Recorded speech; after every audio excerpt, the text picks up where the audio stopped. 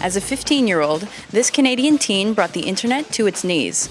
Now, 8 years later, he tells his side of the story and what's wrong with the internet today. Hi, I'm Rebecca Brayton and welcome to WatchMojo.com. Today we're speaking with Craig Silverman and Michael Calce, also known as MafiaBoy. Explain to those of us who aren't tech-savvy exactly what you did. If too many people were calling Domino's at the same time, their call center would give you back a busy carrier. So that meaning that they're overloaded with phone calls, you can't reach them.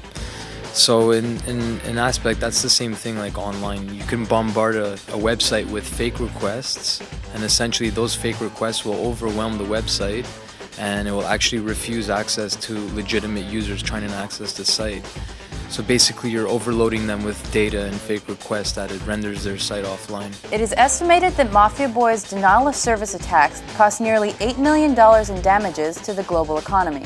In the days after the attacks, then U.S. President Bill Clinton used the incident to assemble a summit of internet industry insiders to deal with online security. What was the result of your attacks for yourself, for government, for regulation? The internet is insecure, right? That a 15-year-old was capable and able to do this obviously raised the awareness to a lot of people. As the .com gets bigger and bigger and more money is invested online, it's going to become more of a relative issue, I think. So it's 8 years later, and now you've come out with this book about internet security. Firstly, how did you get involved in the writing of this book? I got a call from my literary agent saying he heard from somebody who claims to be, that famous Mafia boy.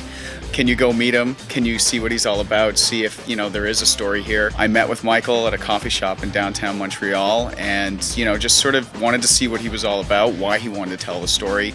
And obviously to check, what his motivations were, because it was 8 years and you wonder why, he feels he's ready. And, the interesting thing for me was he said, it took me time to really, come to terms with what I did. I think maybe now I can actually help people. And that was kind of the thing that I was hoping to hear. It certainly was eye-opening, to see the progression from in 2000, what he had done to today where you have organized cybercrime gangs online.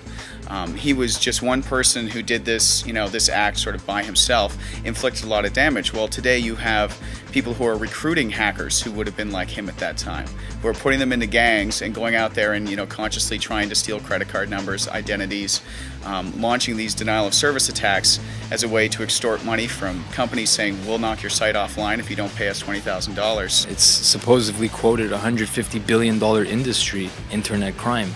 I mean, that's more than the drug trafficking trade. So, I mean, something obviously needs to be regulated with this, and people need to wake up and be aware. I mean, Bill Clinton, during his press conference related to my issue, said, this is a wake-up call.